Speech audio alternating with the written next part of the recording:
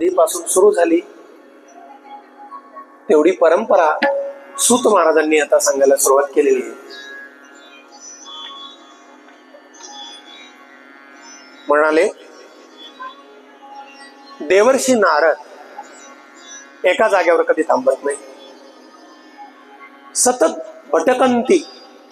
भगवान परमात्म्याने त्यांना विणा दिलेला आहे, त्या विण्याच्या नादात स्वरामध्ये भगवान विष्णू नारायणाचं नाम घेत भटकंती करत असतात. त्या नारदांना असमाधान, अस्थिरता वाटू लागली. कुठेतरी आपल्या मनाला समाधान मिळावं आणि म्हणून तीर्थक्षेत्र परिभ्रमण करत असताना नारद बद्रीनारायणाला पोहोचले. केदारनाथ बद्रीनाथ. एकदा हि विशालायां चत्वार ऋषयो मलाः सत्संगार्थं समायाता ददृशुस्तत्र नारदम्.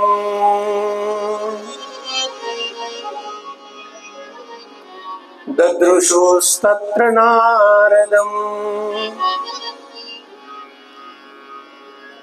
बद्री नारायणाच्या ठिकाणी सनक, सनंदन, सनातन, सनत कुमार, 4 ऋषी, ब्रह्मदेवाचे मानसपुत्र ऋषी कुमार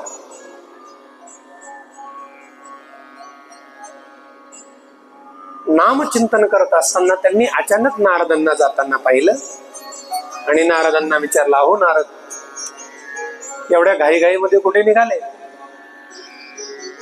कथं ब्रह्मण दीन मुख कुतश्चिंतातुरो भवान त्वरितं गम्यते कुत्र कुतश्चागमनं तव.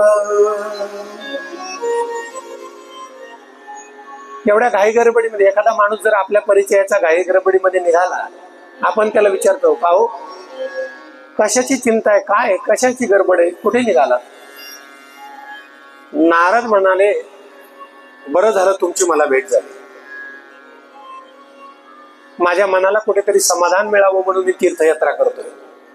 तीर्थयात्रा माणसाने कराव्या. वृंदावनला एकदा तरी माणसाने जावं, मनाला समाधान मिळतं. नारदजी म्हणतात, भरपूर फिरलो मी, पण माझ्या मनाला समाधान नाही मिळालं, अस्थिरता आहे. म्हणजे संत लोकांच्या ठिकाणी जर समाधान नसेल तर या सामान्य जनतेने कोणाची अपेक्षा करायची?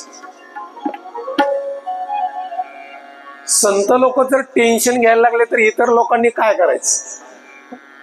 सर्वसामान्य लोक आपलं टेन्शन दूर करण्याकरता संतांजवळ जातात आणि संत जर टेन्शन घ्यायला लागले तर मग इतर लोकांची काय अवस्था आहे? आजकाल माणसांना कृष्णा महाराज इतकं टेन्शन घ्यायची सवय लागली बर का. निखिल महाराज इतकं टेन्शन घ्यायची सवय लागली, एखाद्या दिवशी जर टेन्शन नसेल तर त्याच त्यांना टेन्शन येतं की आज कुठलं टेन्शन नाही मला. आज कशाचं टेन्शन आहे? आज कुठलंच टेन्शन नाही, याच फार मोठं टेन्शन आहे. म्हणजे टेन्शन घेण्याची फार सवय लागली. कुणाचं धन चोरीला गेलं, लुबाडल्या गेलं तर माणसाच्या जीवनामध्ये टेन्शन येतं, चिंता. पण संत लोकांचं काय असं काय नसतं. संत लोकांच्या घरी धन आहे, पण तुमच्या आमच्या जवळ जे धन आहे ते संतांचं धन नाही. 3 संतांचं धन कोणतं आहे? पायोजी मैने राम रतन धन पायो, पायोजी मैने राम रतन धन पायो, पायोजी मैने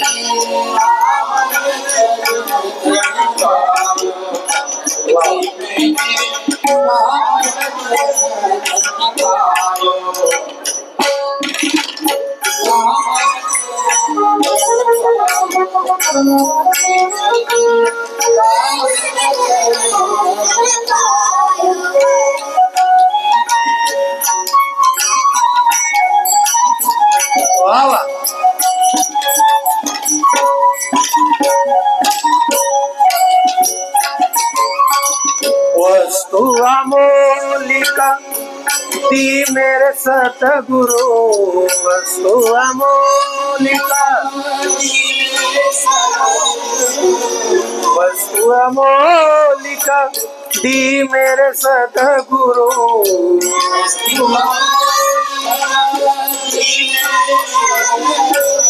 कृपा कर अपनायो पायो जी मैंने राम रतन धन पायो, पायो जी मैंने राम रतन धन पायो, पायो जी मैंने राम रतन धन पायो, पायो जी मैंने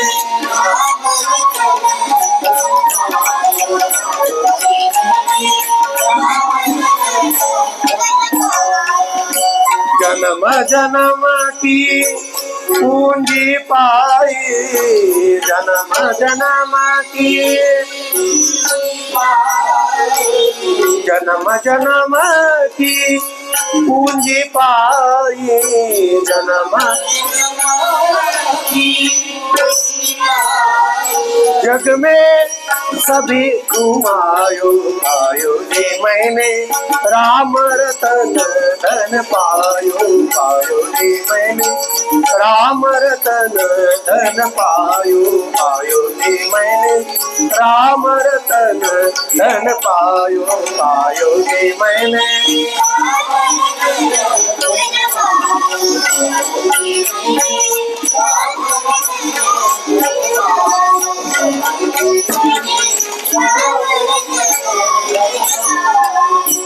खर्चना फूटे चोर न लूटे, खर्चना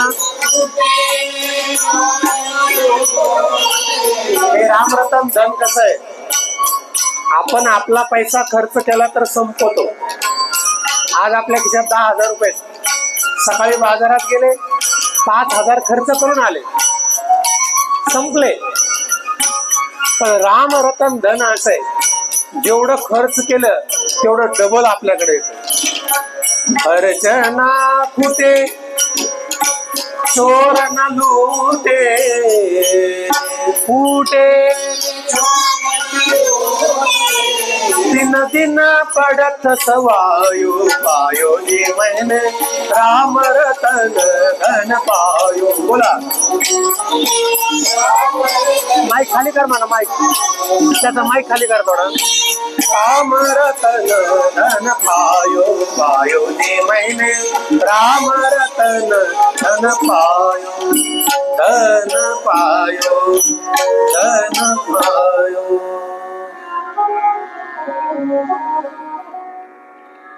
राम नामाचं जे धन आहे ते अतिशय परमार्थ हे महाधन, जोडी देवाचे चरण. आपण जे धन कमवतो ते धन कमवताना कष्ट आहे. प्राणाची बाजी लावतात माणसं पैसा कमवण्याकरता. एखादा चोर एखाद्या ठिकाणी दरोडा टाकतो, त्याला माहित नाही का जर आपण पकडला गेलो तर आपल्याला काय असं तसं सोडणार आहेत का? त्याला माहिती आहे आपल्याला बेदम मार भेटणार आहे. एवढी सगळी रिस्क घेऊन लोक प्राणाची बाजी लावून धन कमवतात. म्हणजे धन कमवताना कष्ट आहे, धन साठवताना कष्ट आहे. धन साठवायचं म्हणलं तरी त्याला इन्कम टॅक्स आहे. ते धन खर्च करताना सुद्धा कष्ट आहे. म्हणजे धनाच्या मागे 14 अनर्थ सांगितलेले. पण हे धन काही कामाचं नाही. एक दिवस आपल्याला दुःख दिल्याशिवाय राहणार नाही. आणि जे धन आपल्याला तारणार आहे ते धन आहे रामनामाचं धन. म्हणून नारदजी, तुम्ही तर संन्यासी ब्रह्मचारी, तुम्हाला कशाची टेन्शन आहे? कसलं चिंता करताय तुम्ही? आपल्यासारख्यांनी टेन्शन दुसऱ्याचं दूर करायचं असतं. नारदजी म्हणतात तसं नाही हो, मला जे टेन्शन आलंय ती कोणतं मी सांगतो. आपलं धन आहे बरोबर आहे, रामनामाचं धन आहे. पण माझ्या समाधानाकरता मी ज्यावेळेस पृथ्वी भ्रमण करत होतो त्यावेळेला मी अनेक तीर्थक्षेत्र फिरलो. नारद कुठं कुठं गेले? पुष्करञ्च प्रयागञ्च काशीं गोदावरीं तथा हरिक्षेत्रं कुरुक्षेत्रं श्रीरंगं सेतुबन्धनम् एवमादिषु तीर्थेषु भ्रममाण इतस्ततः. ही सगळी तीर्थ मी परिभ्रमण केली, पण मला या ठिकाणी तीर्थाच्या ठिकाणी गेल्यावर समाधान नाही मिळालं. तरुणी प्रभुता गेहे शालको बुद्धिदायका कन्या विक्रयिनो लोभात दंपतीनांच कल्कणम.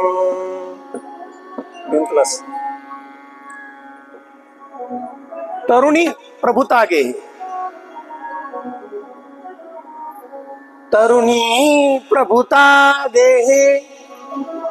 घरात कोणाचं चालतं जास्त? म्हाताऱ्या लोकांचं चालतं का तरुण स्त्रियांचं चालतं? खरं बोलायचं, खोटं बोलायचं नाही अजिबात. पूर्वीचा काळ वेगळा होता. घरात सासूचं सून ऐकायचं. आता तसं नाही. घरात सून येणार आहे असं जर सासूला कळलं तर सासूचे हातपाय लटलट करायला सुरुवात होते. हे वादळ नेमकं कुठल्या दाराने येते काय माहित. सगळ्या सासवा घाबरतात. आता कार्यक्रम उलटा झाला सगळा. पूर्वीच्या काळी सून जर लग्न झालं आणि नांदायला निघाली तर लटलट कापायची, थरथर व्हायची. कसे असतील ते सासरचे लोक, माझा काय छळ होईल हे सगळं. आणि म्हणून आजकाल तरुणी प्रभुता गेहे, घरात तरुण स्त्रियांचं चालतं. फार सुंदर विषय.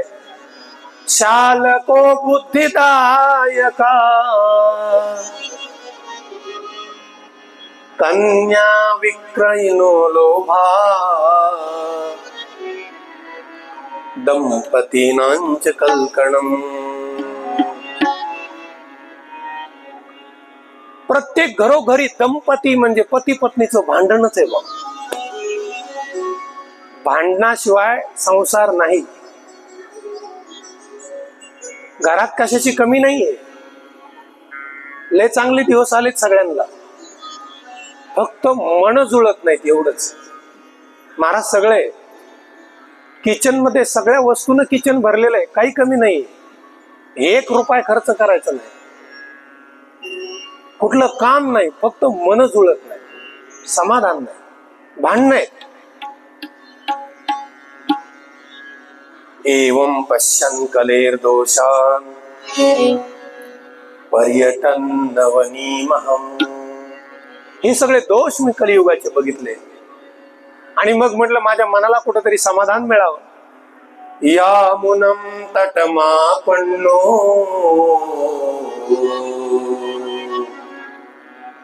यत्र लीला हरेरभू.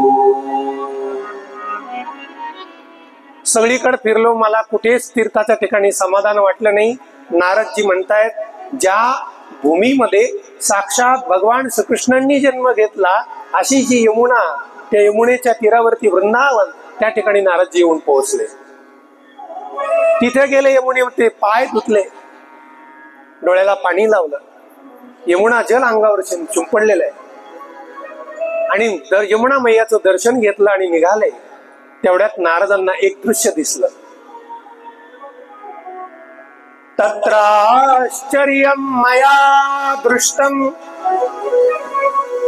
श्रूयतां तन्मुनीश्वरा. एका तु तरुणी तत्र निषण्णा खिन्न मानसा. शेकडो स्त्रिया बसलेल्या आणि त्या स्त्रियांच्या मध्ये एक तरुण सुंदर स्त्री बसलेली. तिच्या डोळ्याला अश्रू आहे. बाकीच्या स्त्रिया तिला वारा घालतात, तिची सेवा करतात. त्या तरुण स्त्रीच्या पायाजवळ 2 म्हातारे पुरुष बेशुद्ध अवस्थेमध्ये पडलेले आहेत. नारदांना वाटलं कोण नाही स्त्री, तिची थोडी चौकशी करावी. पण सगळ्या बायका असल्यामुळं आपल्यासारख्या बाप्या माणसानं बायकात जाणं बरोबर नाही. एखादी आडमुठ बाई असली तर म्हणे हो बुवा तुमचं इकडे काय काम. नारद तिकडे जाताना टाकलेला पाय मागं घेतला. तेवढ्यात ती दुःखी स्त्री होती. त्या स्त्रीनं बघितलं देवर्षी नारद आहे. नारद परतले तेवढ्यात त्या स्त्रीनं हाक मारली. भो भो साधो क्षणम तिष्ठ मच्चिंतामपि नाशय. ओ नारदजी थांबा, माझी चिंता दूर करा. कारण आपल्यासारख्या संतांच्या दर्शनाने आमच्यासारख्याची पाप दूर होतात. दर्शनम तव लोकस्य सर्वथागहरम परम. बाई तू कोण आहेस, तुझा परिचय दे मला. वददेवी सविस्तारम स्वस्य दुःखस्य कारण. डोळ्यात पाणी काय तुझ्या. तिनं परिचय द्यायला सुरुवात केली. अहम भक्तिरिति ख्याता इमौ मे तनयो मतो. माझं नाव भक्ती. हे माझे म्हातारे दोन मुले. एकाचं नाव ज्ञान, दुसऱ्याचं नाव वैराग्य.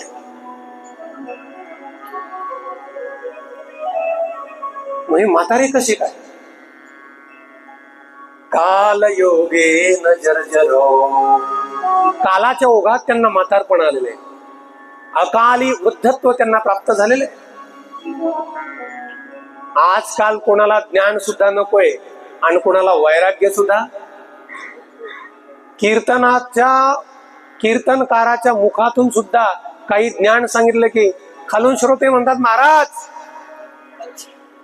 काहीतरी मनोरंजनात्मक काहीतरी हसायचं सांगा. आपल्या उद्धाराचं ज्ञान नाही लागत कोणाला. वैराग्य साधी तंबाखू सोडत नाहीत. वैराग्याच्या गप्पा यांच्याजवळ कुठं मारायचं. म्हणून आज परमार्थामध्ये ज्ञान आणि वैराग्य म्हातारं झालंय. भक्ती सगळीकडे पण त्या भक्तीचे दोन मुलं म्हातारे झाले. ती भक्ती म्हणते यांना मी तरुण करण्याकरताच फिरते. कुठं कुठं गेले सगळीकडे गेले पण ही माझी दोन मुलं म्हातारीच आहेत. फिरता फिरता मी या वृंदावनात आले. इथं आले तर मला तारुण्य आलं. मी तरुण झाले. बघा माझ्याकडं. वृंदावनम पुनः प्राप्य नवीनेव स्वरूपिणी. मला नवीन स्वरूप प्राप्त झालं वृंदावनात आले. पण माझे जे दोन मुलं आहेत ते म्हातारे. पुत्र के बिना माँ का मातृत्व अधुरा है. मायबाप कितीही सुखात असले जर मुलं जर दुःखात असतील या दीपक महाराज तर त्या आई वडिलांना त्या पुत्रांचं सुख नसतं. आपल्या सुखात सुख नसतं.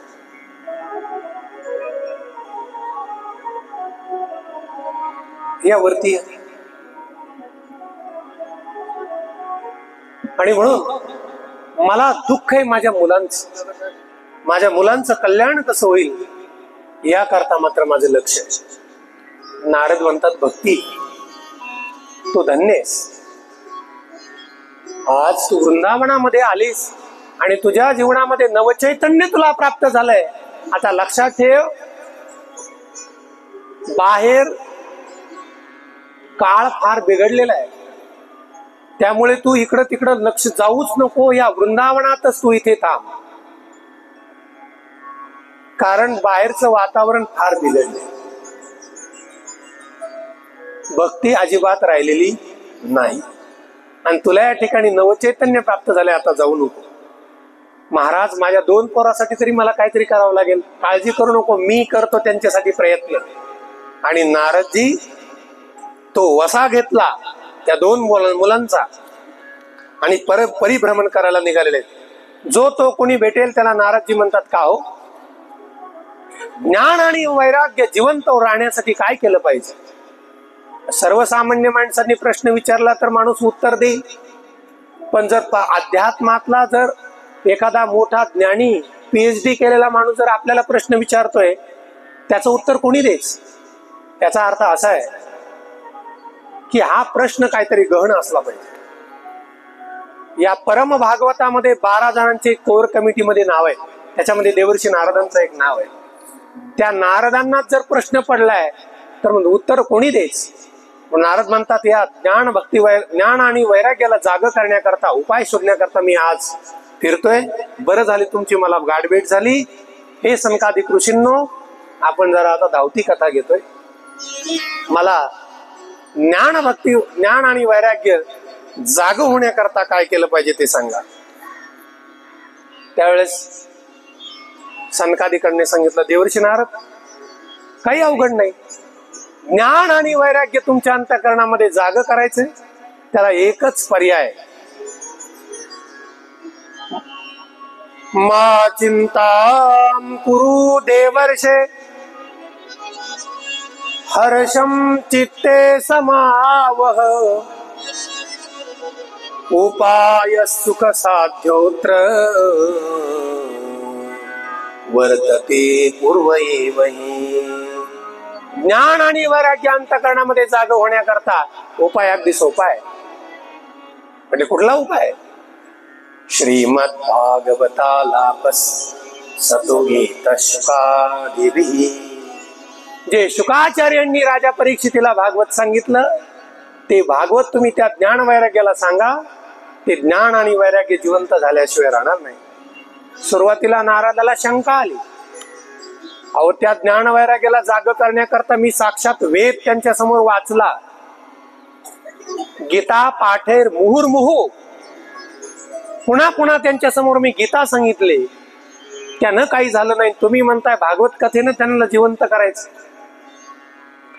कधी कधी एखादा एमडीचा गुण येत नाही, पण जवळ असलेले MBBS डॉक्टरचा आपल्याला BHMS चा डॉक्टरचा गुण आपल्याला चांगला येतो. अहो म्हणले, एकदा तुम्ही ह्यांचं तर मेडिसिन घेऊन बघा. आणि मग नारद म्हणले, आपण म्हणताय ना, ठीक आहे. आणि निश्चित विश्वास ठेवला सनकादिकांवरती. नारदांनी ठेवला, आमच्या तुकोबारांनी सुद्धा ठेवला. तुम्ही सनकादिक संत, तुम्ही सनकादिक संत, तुम्ही सनकादिक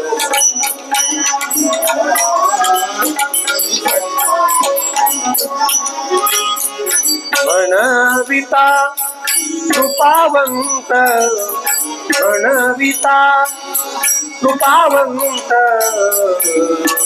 एवढा करा उपकार, एवढा करा उपकार, एवढा करा उपकार. म्हणविता कृपावंत, म्हणविता एवढा करा उपकार, एवढा करा उपकार, एवढा करा उपकार.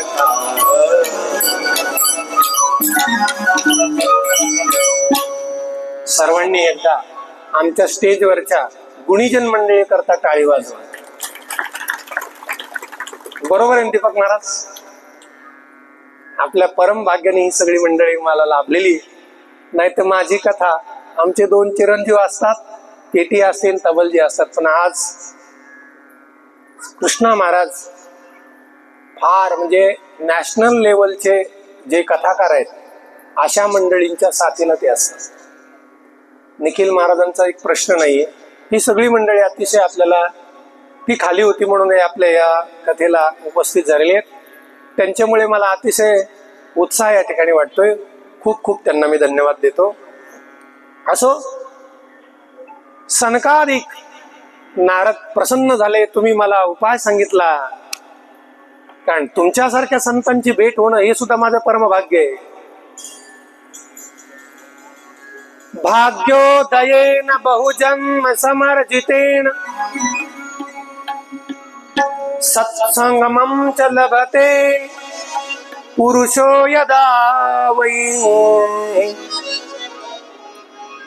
ज्या वेळेस आपल्याला सत्पुरुषाची भेट होते ना, निश्चित समजायचं आपलं काहीतरी परम भाग्य, पूर्वी जन्माचं पुण्य आज उदयाला आलेलं आहे. डुप्लिकेट संत तुम्हाला पावलो पावली भेटतील. पण खऱ्या संतांची भेट ज्या दिवशी होईल त्यावेळेस तुम्ही समजायचं की आपलं पुण्य काहीतरी उदयाला आलेलं.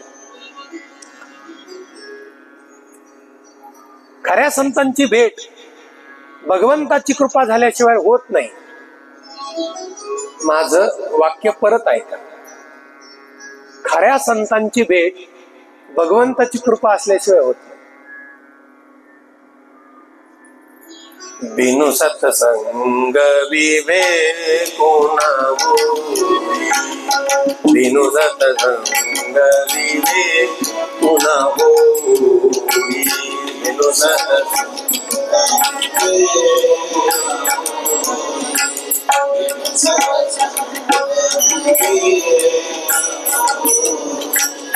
बिनु सत्संग विवेको न होई, बिनु सत्संग विवेको न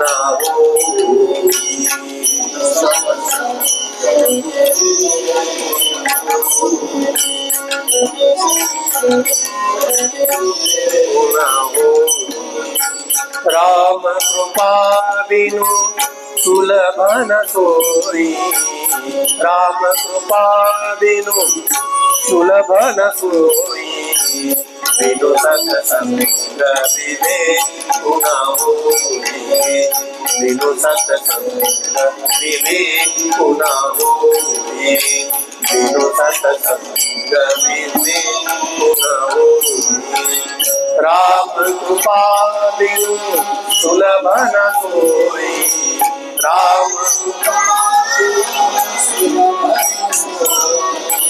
बिनु सत्संग विवेको न होई, बिनु सत्संग न होई, बिनु सत्संग.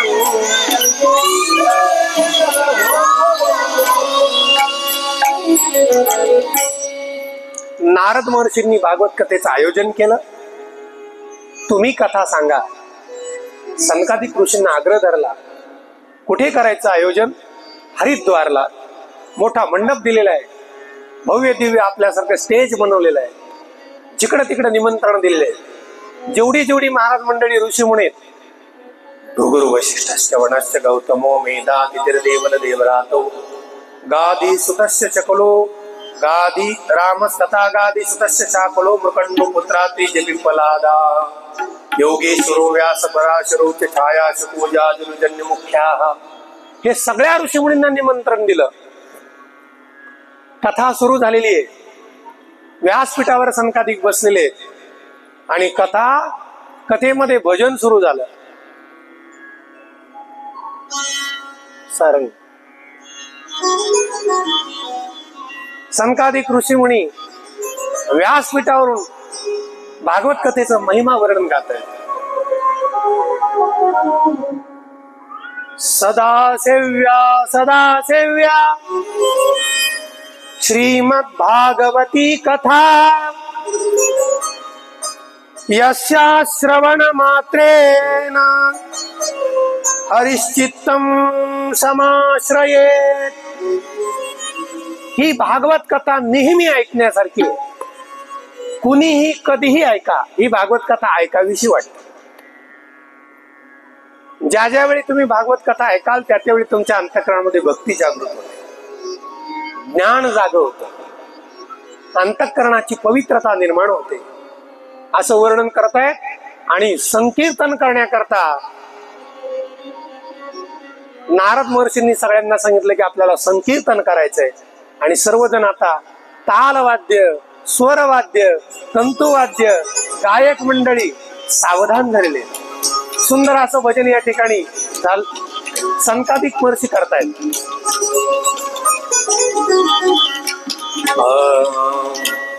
श्री कृष्ण गोविंद हरे मुरारे, हे नाथ नारायण वासुदेव. श्री कृष्ण गोविंद हरे मुरारे, हे नाथ नारायण वासुदेव. श्री श्री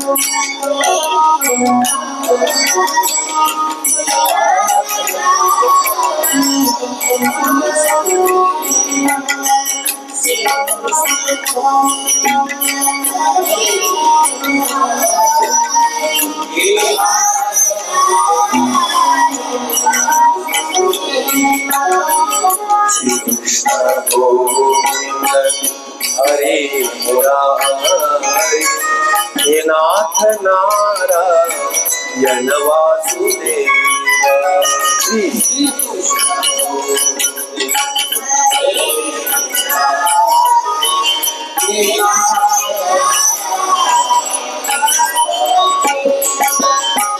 हे नाथ नारायण वासुदेव, हे नाथ नारायण वासुदेव।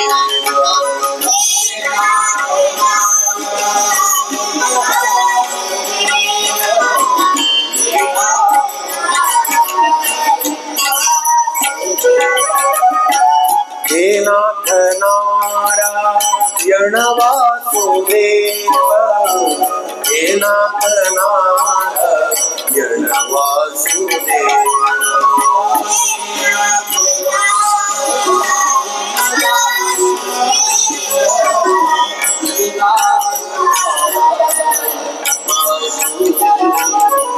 श्री कृष्ण गोविंद हरे मुरारी, हे नाथ नारायण वासुदेव। श्री गोविंद हरे मुरारी।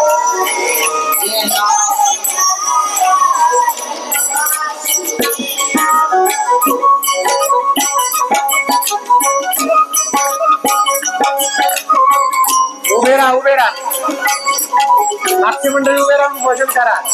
राधाताई उभे राहा, पाठवले ताई।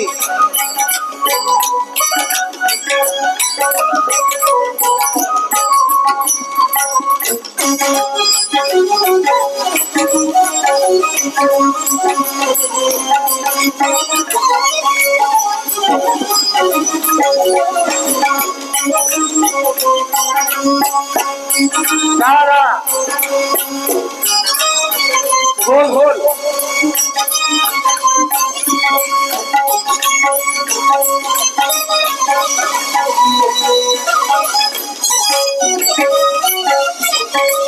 या या या, सर्वांनी उठा, 2 मिनिटं।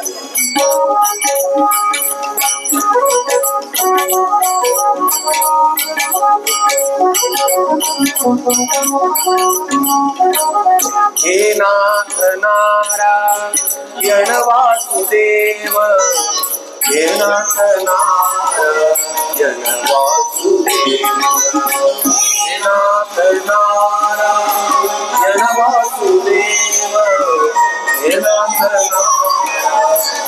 वासुदेव।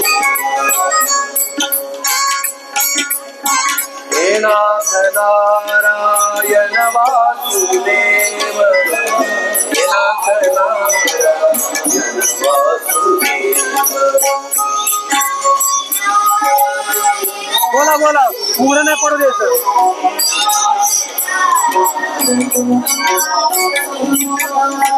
श्री कृष्ण गोविंद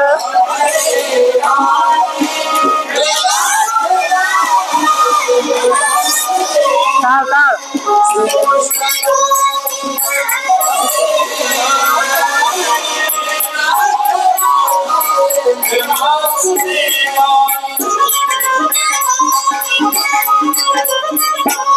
टाळ जोरात। जय हो।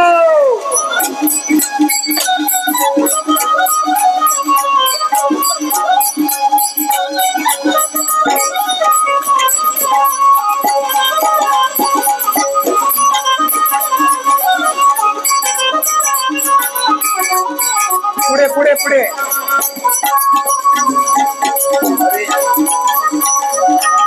नाथ नारायण बोला। श्री कृष्ण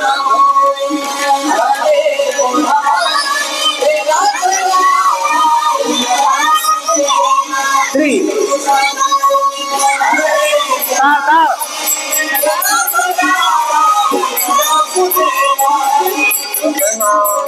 हरे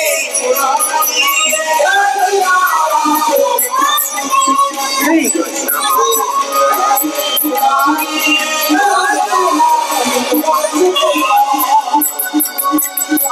मुरारे हे नाथ नारायण श्री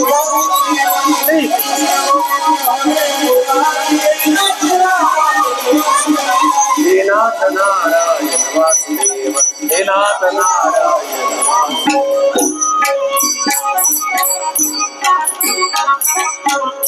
गोपाल कृष्ण भगवान की, राधा रानी की, श्रीमद् भागवत महापुराण की। धन्यवाद। सुंदर असं या ठिकाणी भजन झालेलं आहे आणि त्या भजनामध्ये भजन रंगात आलेलं आहे आणि या भजनामध्ये एक स्त्री नाचत नाचत या भागवत कथेमध्ये आली, सभा मंडपामध्ये आलेली आहे। सगळ्या ऋषीमुनींनी पाहिलं कोण आहे स्त्री कोण आहे आणि तिच्यासोबत जे दोन लहान मुलं आहेत ते कोण आहे।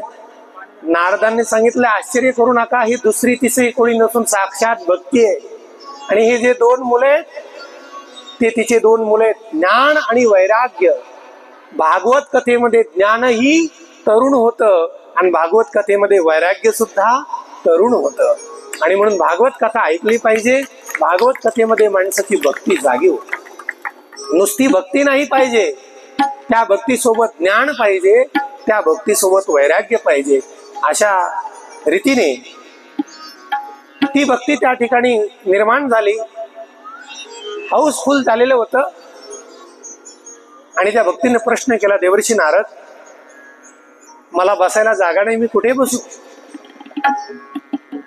नारदाने सांगितलं बाई तुझ्यासाठी स्पेशल आसन घातलेलं आहे। कुठं? सकल भुवन मध्ये निर्धनास्ते धन्य निवसति हृदि येषां श्री हरेर भक्ति रेखा हरिरपि निज लोकम सर्वथा तो विहाय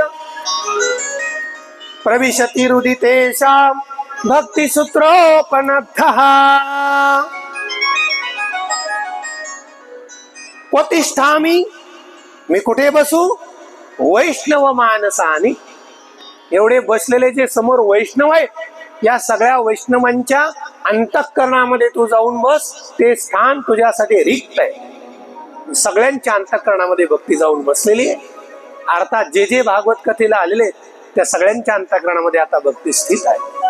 अशा पद्धतीने भक्ती भागवतामध्ये जिवंत आहे। आपल्या कथेमध्ये 10 मिनिटाचा आपल्याला एक विश्राम घ्यायचा आहे, त्यामुळे पुढची जी कथा बघणार आहोत ती कथा आपण एक 10 मिनिटानंतर बघणार आहोत। 10 मिनिटासाठी सर्वांना या ठिकाणी सुट्टी आहे। आपण सर्वांनी थोडे पाय मोकळे करा, म्हातारे माणसांनी त्यांना पाण्याची कार्यकर्त्यांनी पाणी पिण्याची व्यवस्था करा।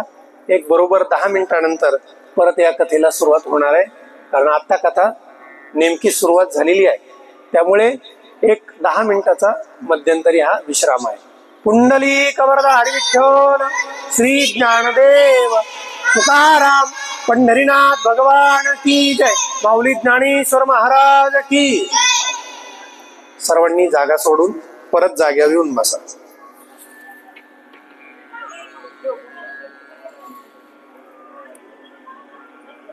काय माहितीये का महाराज, वाद